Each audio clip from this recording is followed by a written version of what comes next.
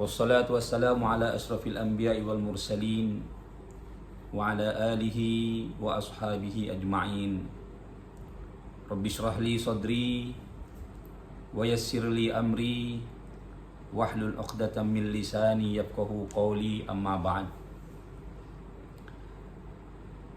Yang saya hormati semua jajaran kepala sekolah, kemudian para staf, para guru, para asatidah, para santri, anak-anakku yang berbahagia, kemudian para wali santri yang saya hormati.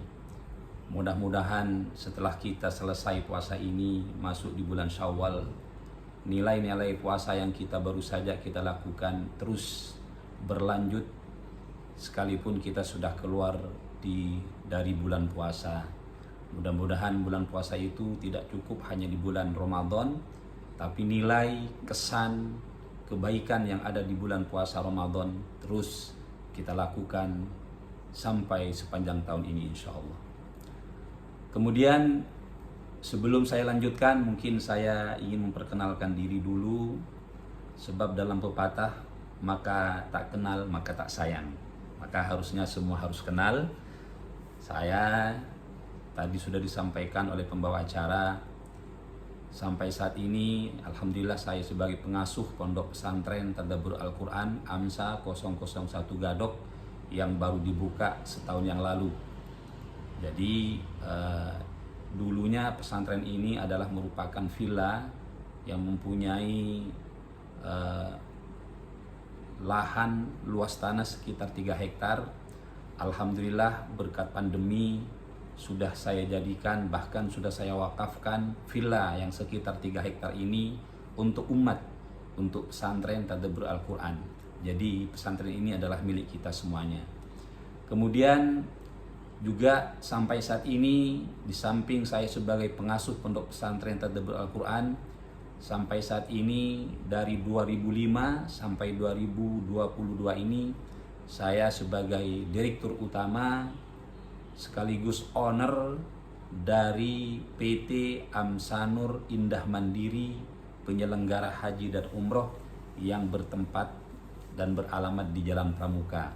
Mungkin adik-adikku, kemudian para wali santri setiap mau ke sekolah SDIT Kafah pasti melintasi kantor saya di depan, yaitu kantor umroh dan haji, penyelenggara haji dan umroh. Kemudian dari tahun 86 saya baru menyelesaikan studi saya di Pondok Pesantren Al-Amin. Saya lulusan Pondok Pesantren Al-Amin di Madura. Saya masuk tahun 1980 dan saya keluar pada 86. Jadi 6 tahun saya keluar dari pondok. Selesai saya keluar dari pondok, 3 tahun saya mengabdi sebagai guru di Pondok Pesantren Al-Amin sampai 3 tahun. Di tahun 90 saya diutus oleh pondok untuk melanjutkan studi saya dengan beasiswa ke Jakarta sampai 95. Jadi 90 sampai 95 saya menyelesaikan lembaga pendidikan bahasa Arab di Lipia, diploma 2, dan saya menyelesaikan S1 saya di Ibnu Khaldun Bogor, S1 saya di sana. Itulah sekedar perkenalan Bapak Ibu yang berbahagia, ya, biar lebih kenal, lebih tahu apa biografi saya. Kemudian terima kasih sekali lagi kepada khususnya Al-Mukarram Ustadz Musleh memberikan sebuah kepercayaan pada saat ini untuk mengisi kajian dengan judul Generasi Robbi Rodiyah. Bapak Ibu yang berbahagia, adik-adikku yang berbahagia, kalau boleh saya tanya Ustadz, yang mengikuti ini sampai berapa Ustadz? Yang mengikuti Zoom Ustadz? Dari santri dan wali santri. Mohon maaf. Pembawa acara. Halo, assalamualaikum. Ya. Masya Allah, luar biasa. Jadi dari santri dan wali santri ya? Oh, dengan guru-gurunya. Baik, luar biasa semangatnya. Mudah-mudahan diberkahi oleh Allah Subhanahu wa taala. Baik, saya lanjutkan. Kita saat ini, adik-adikku dan para guru, para wali santri yang diberkahi dan dirahmati Allah Subhanahu wa taala, sadar ataupun tidak sadar bahwa kita saat ini sedang berada dalam sebuah fase zaman yang terakhir. Fase zaman yang terakhir ini adalah merupakan sebuah tantangan bagi kita semuanya, khususnya bagi para wali santri yang mempunyai anak-anak yang akan memegang generasi penerus. Ini sebuah tantangan berat, karena sebagaimana saya katakan bahwa saat ini kita ini sedang hidup dalam fase terakhir. Kalau boleh saya sampaikan, kita sudah melewati 3 fase dalam zaman ini. Fase pertama adalah zaman para nabi. Kita sudah lewat, kita sudah tidak mengikuti dan tidak hidup di fase para nabi yang diakhiri dengan kehidupan Nabi Muhammad SAW. Kemudian fase yang kedua, yaitu setelah zaman para nabi, dilanjutkan dengan fase para khalifatul rasyidin, para khalifah, yaitu dengan 4 khalifah, Abu Bakar, Umar, Utsman, dan Ali. Kita juga sudah lewati fase ini. Kemudian fase yang ketiga adalah fase al-mulk, fase kerajaan. Fase kerajaan ini diakhiri dengan runtuhnya kerajaan di Turki, ya, Turki Utsmani, ya. Kemudian kalau di Indonesia itu diakhiri dengan berakhirnya kerajaan-kerajaan seperti Majapahit, kemudian Sriwijaya, Pajajaran, dan semacamnya. Jadi fase kerajaan juga sudah kita lewati. Kemudian sudah 3 fase kita lewati. Kemudian yang sekarang, yang terakhir, kita hidup di fase yang terakhir, fase Jababirah. Inilah fase yang merupakan tantangan bagi kita semuanya, khususnya anak-anakku, santri-santri murid-muridku, kemudian para guru, juga kepada para wali santri. Karena fase terakhir ini adalah merupakan fase yang sangat berat, fase yang tidak jelas, fase yang tidak menentu. Maksud saya tidak jelas, kita lihat Indonesia ini lahir hampir sudah 77 tahun sampai saat ini, dengan 7 presiden yang menjabat, tapi kenyataannya bangsa kita tidak lebih baik, tidak lebih baik-baik saja. Bahkan negara kita ini bisa dikatakan tidak baik-baik saja. Sekalipun beberapa presiden dipangku oleh para kiai, para ulama, juga tidak baik-baik saja. Artinya apa? Ada sesuatu yang salah dengan sistem dan apa yang kita lakukan saat ini. Jadi fase terakhir ini, fase Jababirah, adalah merupakan fase terakhir. Tidak ada fase lagi. Dan mungkin juga kehidupan ini akan berakhir. Coba kita lihat, kalau di kalender Hijriyah, ya, di kalender Hijriyah, kalau saya lihat kalender Hijriyah itu berakhir di 1500 tahun. Jadi setelah 1500 tahun tidak ada lagi. Nggak ada lagi. Sementara sekarang sudah masuk di tahun Hijriah 1443. Berarti tinggal 57 tahun lagi kehidupan ini. Ya. Sudah tinggal 57 tahun. Jadi maka dari itu, dengan adanya fase terakhir ini, kita ditantang berat, khususnya para guru-guru dan para wali santri yang mempunyai anak-anak sekarang, yang seharusnya sekarang ini kita sudah harus mempersiapkan generasi yang tangguh, generasi yang hebat, sebagaimana judul yang saya berikan, yaitu generasi Robbi Rodiyah. Untuk mencetak generasi Robbi Rodiyah ini tidak mudah, harus melalui beberapa proses, beberapa anak tangga harus kita lalui, karena tidak mudah.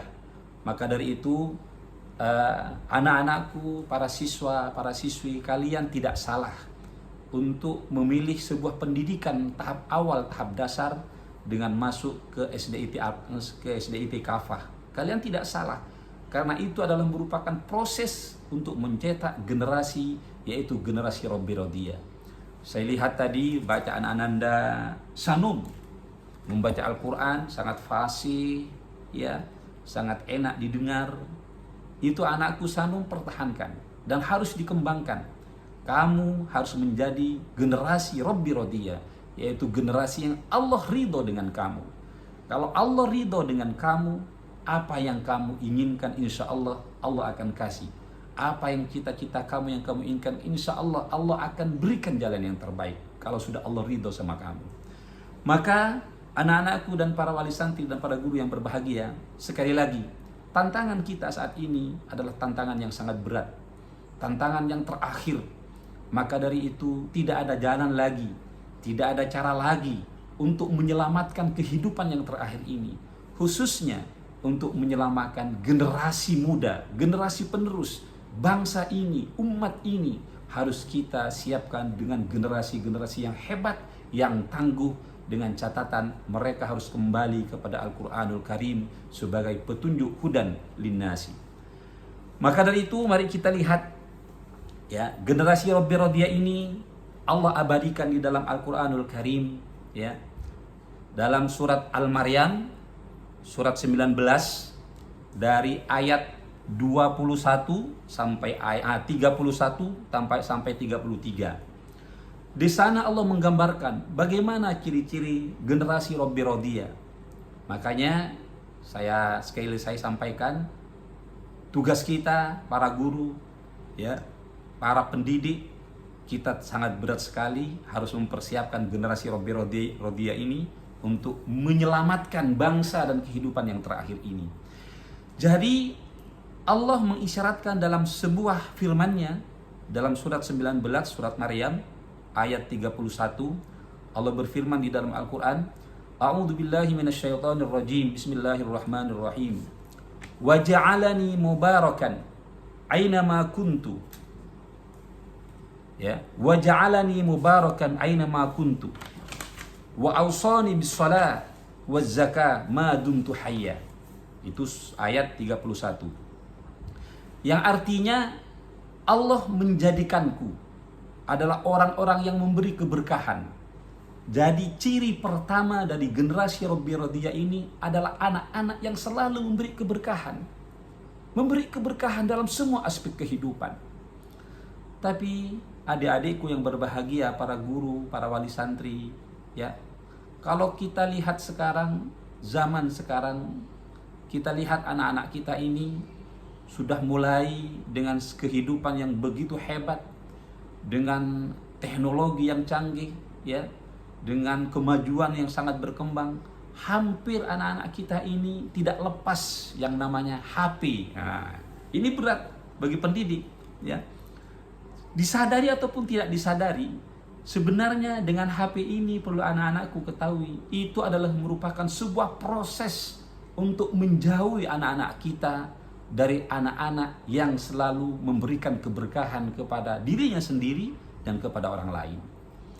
Maka saya katakan bukan berarti HP itu tidak baik, anak-anakku ya. HP baik, positif, asalkan kalian bisa memanfaatkan waktu dengan sebaik mungkin. Kapan kalian harus main HP, kapan kalian harus sholat, kapan kalian harus membaca Al-Quran, tidak harus lupa, tidak boleh lupa. Dan saya tidak katakan, tidak melarang kalian untuk memegang HP, main HP. Tapi jangan jadikan HP itu adalah merupakan bagian dari hidup kalian. HP itu hanya sebagai penunjang untuk memberikan wawasan kepada kalian. Jangan sampai lupa dengan HP kalian melupakan sholat kalian. Dengan HP kalian melupakan waktu kalian untuk membaca Al-Quran. Dengan HP kalian jangan sampai lupa untuk berbakti kepada kedua orang tua. Itu yang paling penting. Maka waja'alani mubarakan. Salah satu tanda-tanda dari generasi Rabbi Radiyah adalah anak-anak generasi yang selalu memberikan keberkahan kepada orang sekelilingnya, kepada dirinya, dan kepada orang lain. Apa artinya berkah? Ya. Berkah itu artinya tumbuh, berkembang, dan tambah baik karena Allah. Apa artinya berkah? Berkah, tumbuh, berkembang, dan tambah baik karena Allah. Karena Allah. Nah, coba bersama-sama anak-anakku yang semuanya. Berkah apa artinya? Tumbuh. Coba bersama-sama. Berkah artinya tumbuh, ikut, berkembang, dan bertambah baik karena Allah. Itu artinya berkah, ya. Jadi kalian harus tumbuh sebagai generasi muda. harus tumbuh berkembang, ya, harus tumbuh tambah baik, tumbuh berkembang dan bertambah baik karena Allah. Artinya kalian harus selalu memberikan kebaikan kepada siapa saja, orang sekeliling kamu, saudara kamu, khususnya kedua orang tua kamu, harus memberikan sebuah keberkahan. Itu salah satu ciri daripada generasi Robbi Rodiyah. Wa ja'alani mubarakan. Ya, yang pertama kali mubarakan. Harus kamu memberikan keberkahan. Ya. Kalau HP kalian tidak memberikan keberkahan, tidak memberikan kebaikan kepada kamu, tinggalkan itu. Ya, jangan 24 jam kalian harus hidup dengan HP. Ya. Harus memberikan itu, dicamkan, harus memberikan keberkahan. Aina makun, di mana saja kamu berada, di rumah kamu harus bisa memberikan keberkahan kepada adik-adik, adik kakak-kakak kamu, kepada kedua orang tua kamu, ayah bunda kamu, ya, di luar, di sekolah, kamu harus menjadi seorang yang selalu memberikan keberkahan, tumbuh berkembang dan bertambah baik kepada guru-guru kamu, kepada teman-teman kamu di sekolah. Itu artinya salah satu ciri daripada generasi Robbi Rodiyah, ya. Kemudian yang kedua, Allah firmankan wa ausani bis shalah. Dan Allah memerintahkan kepada kita semuanya, kepada calon-calon generasi Robbi Rodiyah ini, salat. Nah, insya Allah kalau siswa-siswi Kafa, insya Allah SDIT Kafa, insya Allah anak-anakku tidak ada yang meninggalkan sholat. Jadi seperti saya katakan, kalian tidak salah untuk memilih lembaga dasar pendidikan SD dengan membela SDIT Kafa. Tapi ingat, setelah lulus SD kalian jangan sampai di situ, ya, harus berkesinambungan kebaikan itu, keberkahan itu, ya. Ya, nanti kita lanjutkan. Nanti saya memperkenalkan pesantren yang saya sekarang baru saya bangun. Saya lanjutkan dulu materinya. Wa ausani bis shalah. Yang kedua, salah satu ciri daripada generasi Robbi Rodiyah adalah anak-anak yang tidak pernah meninggalkan sholat. Anak-anakku dan para guru dan juga para orang tua, sholat adalah merupakan hal yang paling penting dalam agama ini. Ya, kenapa? Sebagaimana dikatakan dalam sebuah hadis, as-sholatu imaduddin. Sholat itu adalah tiang agama. Ya, jangan sampai robohkan agama ini dengan kamu meninggalkan sholat. Sebab apa pentingnya sholat? Sehebat apapun kalian melakukan sebuah kebaikan, sebanyak apapun kalian memberikan kebaikan, bersedekah atau apa saja yang kamu lakukan, tanpa kamu tidak sholat, maka semuanya akan sia-sia di mata Allah Subhanahu wa Ta'ala. Maka dalam sebuah hadis, awwalu ma yuhasabul abdu yaumal qiyamah as-shalah. Pertama kali yang akan nanti ditanyakan oleh Allah, bukan karena berapa kali kamu haji, berapa kali kamu umrah, berapa banyak kamu bersedekah, berapa panjang kamu melakukan puasa, tapi pertama kali yang ditanyakan oleh Allah nanti di mahsyar, di hari di mana Allah manusia diminta pertanggungjawaban adalah as-shalah, adalah salat. Maka anak-anakku, salat tidak bisa dibikin main. Karena pertama kali amal manusia yang diminta pertanggungjawaban adalah salat. Itu adalah ciri yang kedua dari generasi Robbi Rodiyah. Kemudian tidak cukup hanya salat.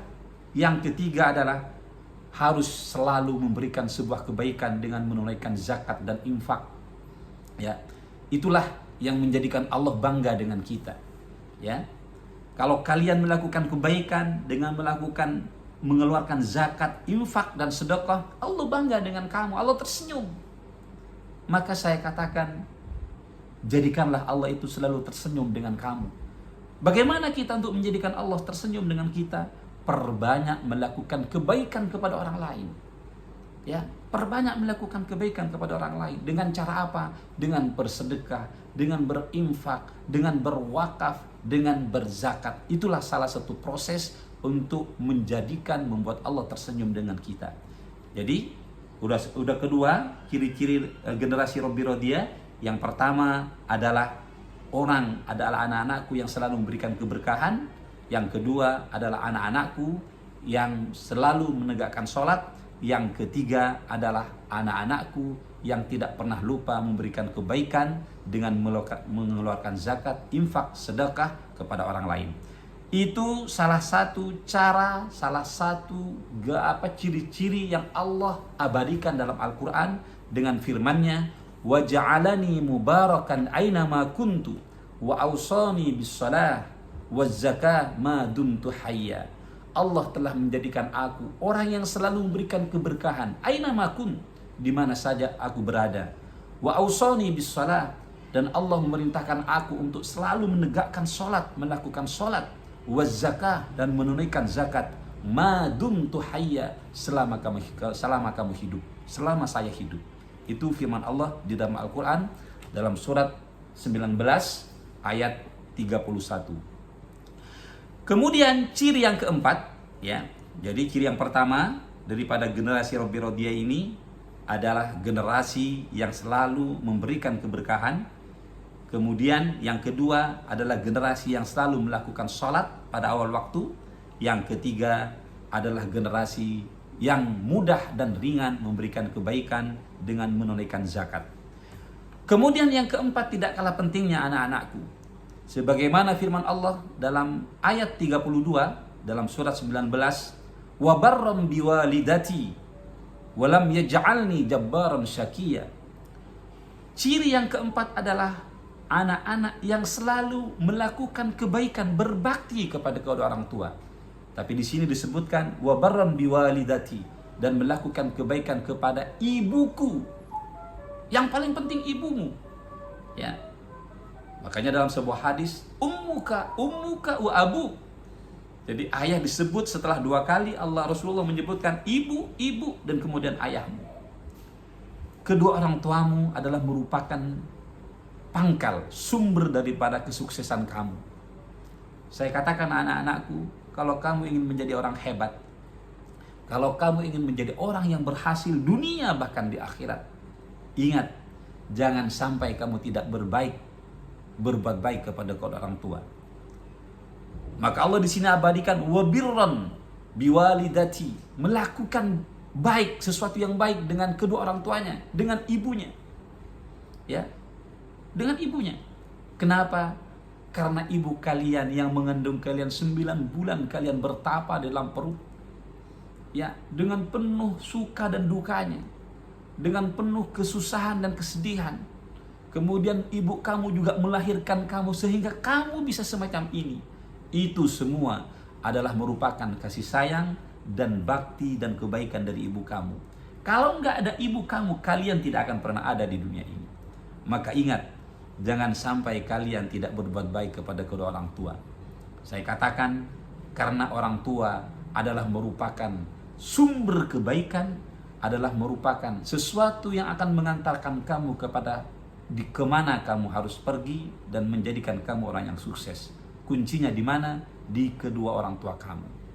Kalau kamu ingin menjadi anak yang hebat, kalau kamu ingin menjadi yang sukses, kalau kamu ingin menjadi anak yang sampai kepada cita-cita kamu yang paling tinggi, mintalah doa kepada kedua orang tua kamu. Karena disitulah kuncinya. Ya, makanya di dalam hadis sampai di Allah Rasulullah SAW menyebutkan al-jannatu tahta aqdamil ummahat. Surga kamu di bawah telapak kaki ibu kamu. Saking hebatnya, saking pentingnya ibu itu. Makanya anak-anakku, tidak ada orang yang hebat, tidak ada orang yang berhasil kalau mereka tidak bisa berbakti dan berbuat baik kepada kedua orang tuanya. Maka berbakti kepada orang tua adalah sesuatu yang sangat penting. Ya. Kemudian yang terakhir, ciri yang terakhir dari generasi Rabbi Radiyah adalah akhlak, mempunyai akhlak yang baik, tidak sombong, ya, tidak sombong, tidak angkuh, ya, kepada temannya tidak sombong, kepada gurunya tidak sombong, kemudian selalu tawadu, ya, tidak sombong. Artinya harus memiliki akhlak seperti mana yang dicontohkan oleh Rasulullah SAW. Maka dari itu anak-anakku, setelah ini kalian mempunyai tugas. Sehabis dari SD Al-Kafah, kamu mulai sekarang sudah harus merancang, harus kemana kamu, ya, harus kemana kamu. Makanya saya katakan, bisa saya katakan tidak ada pendidikan setelah SD yang lebih baik, ya, kecuali pendidikan pesantren, ya, kecuali pendidikan pesantren. Biar kamu berkesinambungan, ya, Setelah hafal Al-Quran beberapa juz di SDIT Al-Kafah, dilanjutkan di pesantren. Maka dari itu anak-anakku, saya beriktikad, mempunyai niat besar. Sampai saat ini saya sudah mempunyai pesantren yang namanya Pesantren Tadabbur Al-Quran. Nah, saya sudah pernah saya katakan kepada Ustadz Musleh bahwa lulusan SDIT Kafah kalau masuk Pesantren Tadabbur Al-Quran tidak perlu dites. Saya katakan bisa dikatakan lulus. Ya, ya, ini khusus untuk lulusan SDIT Kafah. Ya, di mana pesantren Tadabbur Al-Quran yang saya bangun sekarang, yang saya bina sekarang itu pesantrennya berada di puncak Gadok. Ya, tempatnya enak, kemudian sejuk, punya mata air, ada kolam renangnya, kemudian bangunannya bagus juga. Ya, nanti boleh kalau bisa Ustadz Musleh diagendakan kapan saja santri-santri dan para wali santri mau berkunjung ke pesantren Tadabbur Al-Quran, saya membuka pintu 24 jam. Silahkan, monggo silahkan. Ya, insya Allah. Karena beberapa SDIT kayak SDIT PUI Senin Jakarta Pusat sudah berkunjung, SDIT Gria Al-Quran dari Bandung sudah berkunjung, kemudian SDIT Al-Hikmah ya sudah juga berkunjung. Tinggal menunggu kunjungan dari SDIT Kafah insya Allah. Itulah anak-anakku, sebuah gambaran dari saya. Mudah-mudahan ini bermanfaat. Jadi kalau untuk memperkenalkan pesantren, nanti saya share aja, tidak perlu saya mengupas secara rinci. Yang perlu saya sampaikan, di pesantren kita ini kurikulumnya sama dengan Gontor, dengan Al-Amin, dengan Darun Najah, dengan Darul Qolam. Tapi yang berbeda hanya di sistem pembelajaran. Sistem pembelajarannya. Ya, kenapa berbeda? Karena di pesantren Tadabbur Al-Quran sistemnya fokus, ya. Jadi sistem fokus, kemudian berbasis project. Jadi anak-anak santri-santri kita di pondok itu kalau di pesantren manapun tidak boleh bawa laptop, tidak boleh bawa tab, tapi di pesantren Tadabbur Al-Quran santrinya diwajibkan bawa tab. Ah, ini ya, artinya biar apa? Biar santri tidak tabu, tidak canggung, karena zamannya sekarang sudah zaman yang sangat begitu maju, zaman teknologi. Makanya santrinya wajib bawa tab. Ya, tapi tab itu dimanfaatkan untuk hanya belajar. Di luar belajar tidak boleh sudah memegang tab. Itulah sekedar apa yang bisa sampaikan. Mungkin mau ada yang tanya, nanti monggo silahkan.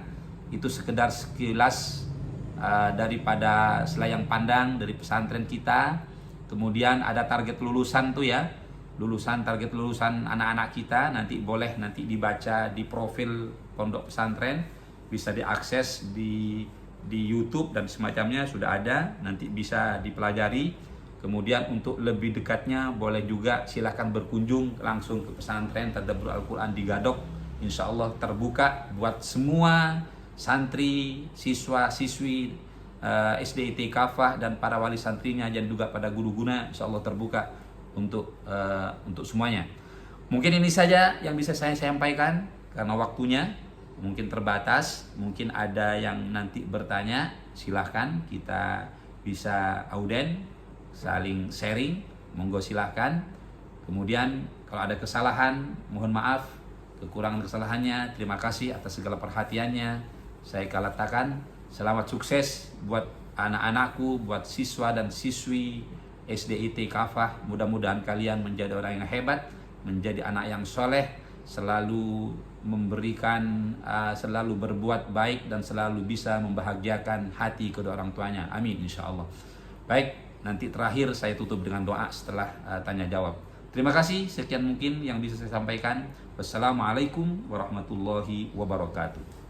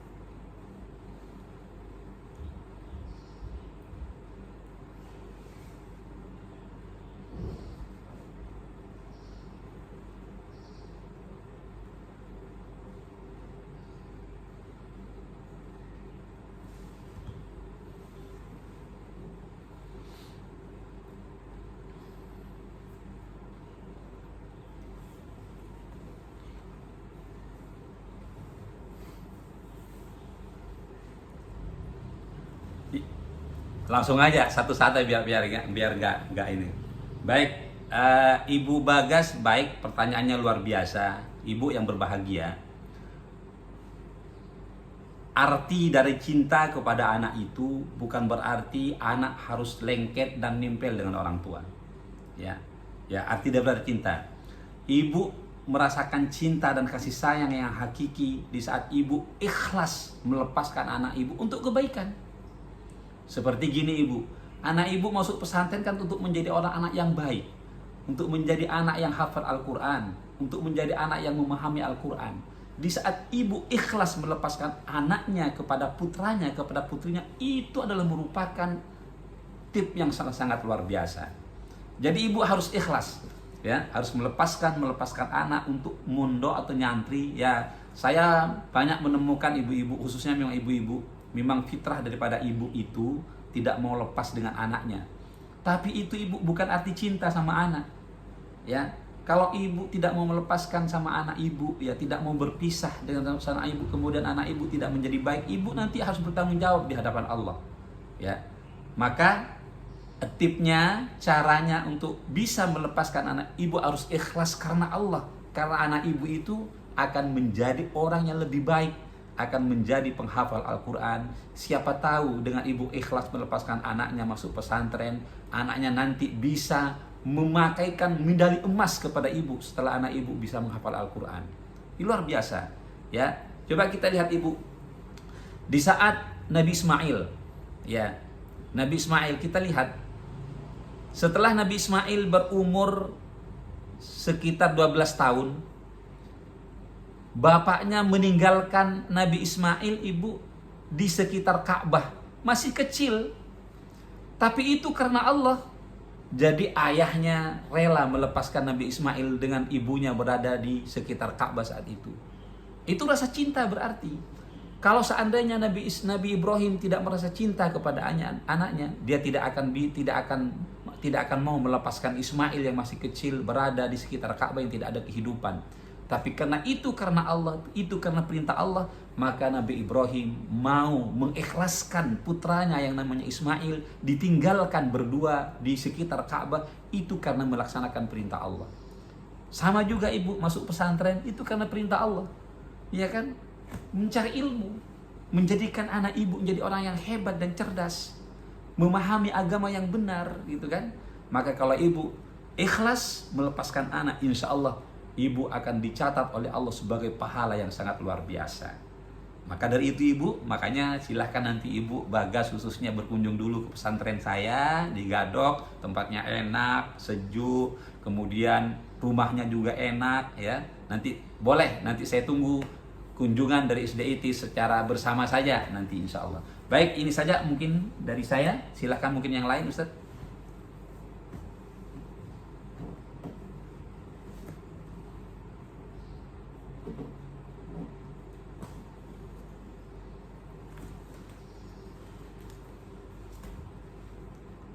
Boleh. Ya. Oh iya, monggo silakan Ustaz.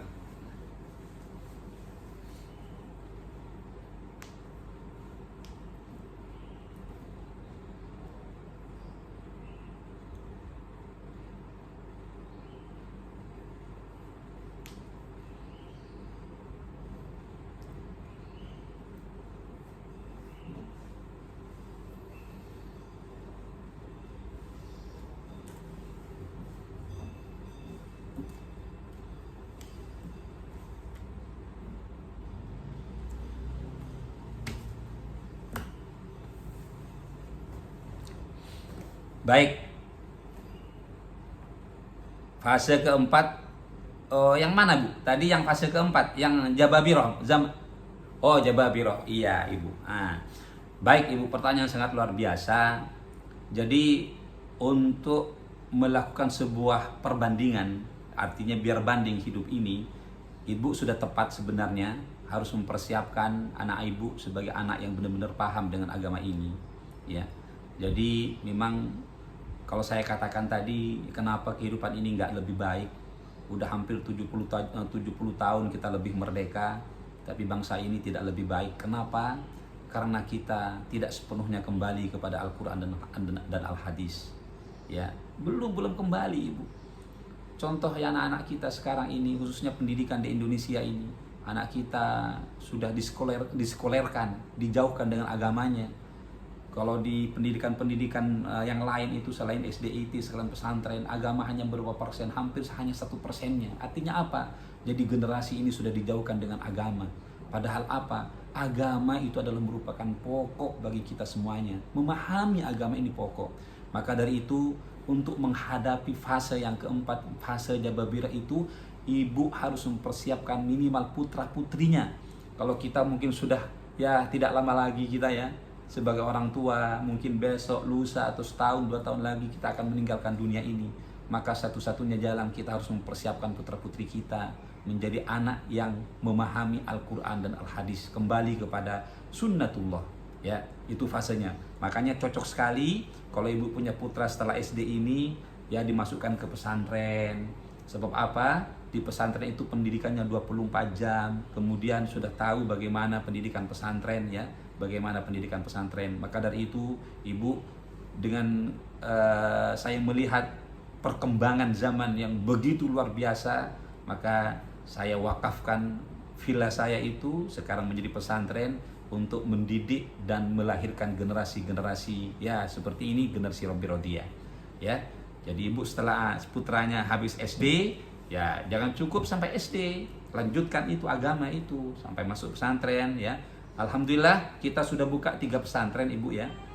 Yang pertama AMSA 1 di Gadok, kita tingkatan SMP SMA.